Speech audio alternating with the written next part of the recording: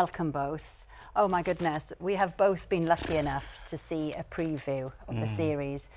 It is super powerful. And it really takes you back, doesn't it, to how tense we were as a nation at that time, Max. Yes, and I do remember exactly where I was at that time. The show itself starts right in the aftermath of the first bombings on 7/7, which resulted in probably, I think it was 52 deaths and nearly 800 injuries. And so we're right in the deep end at the start of the show.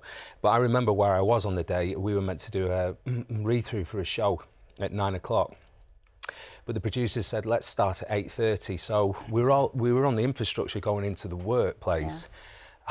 An hour earlier than we would have been, but all of us were on that infrastructure, and it was terrifying hearing the sirens at 9:30 and thinking, what the heck's going on? And of course we learned now what a tragedy that was. I think everybody remembers where they were, don't they? You know? I mean, Edison, of course, the original bombings happened on 7/7. After that, there were a series of secondary failed bombings and then a massive manhunt, which is what Jean-Charles was caught up in. How did he manage to be involved in it? It was so many different factors, so many errors, and, and a bit of, obviously, no luck as well. It's a combination of everything. But this is just a man who was... Also, is that it's told from so many different perspectives, so you get a real full spectrum flavour, don't you, of what happened. You play Andy Heyman, the guy who essentially was in charge of the investigation. Yes. And you were lucky enough to meet him, weren't you? Yes, I asked the producers on the show if it was possible to get to, get in touch with him. And I'd read before, the minute I knew I was going to do this job, he had a book out called The Terrorist Hunters, which was an incredible read. And I'd read that a few times and started to get a sense of the man and a sensibility of what he was like as an operator within the police force. He was an incredible high achiever and an immense professional. Confines of the text and the script, just to get that time with him. And he was very generous with me, and it started off quite light for the first hour, and then we got into some quite pertinent questions, and he was very, very forthcoming. So that was invaluable, and I was grateful for that. Yeah.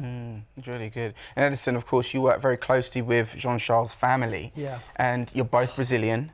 But aside from that, you felt like there were some real similarities between the two of you, didn't you?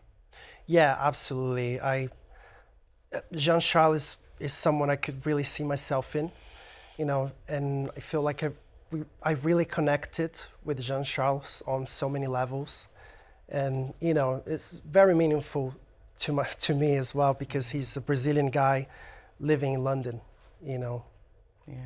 I mean, Max, this is Edison's first big role alongside yourself, of course, Daniel Mays and Russell Tovey. You must be very proud of his performance.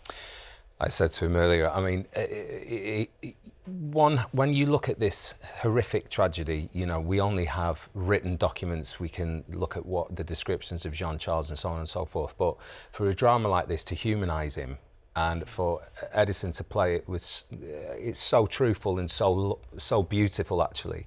When we were watching the press screening at BAFTA a few weeks ago, Laura Aikman and I were sat next to each other, and at the end of the second episode, we couldn't actually breathe. We were struggling holding it together. And I think to humanise Jean-Charles and to portray it as best as you can, as you did in that show, gives the viewer... It really was. Well, it's a really important show and done so well. Congratulations on your performances in it. You can watch Suspect, the shooting of Jean-Charles de Menezes, on Disney Plus from next Wednesday. And details of organisations offering help and support with PTSD and mental health are available, of course, at bbc.co.uk/actionline.